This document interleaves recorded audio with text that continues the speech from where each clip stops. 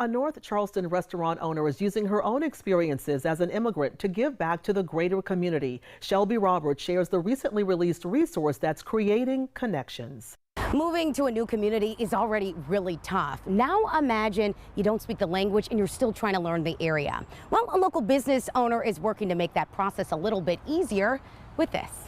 Many days you'll find Marcella Ravens here, running her family's North Charleston restaurant, Pollo Loco. When she's not, she's creating community in other ways. Marcella is the creator of Guía Latina Charleston, or Latin Guide Charleston. It's a free book of resources and everyday services offered right here in the Lowcountry, and it's completely in Spanish. Lo que me motivó fue de que como inmigrante, cuando yo llegué a este país, tenía mucha necesidad de conseguir información como recursos comunitarios.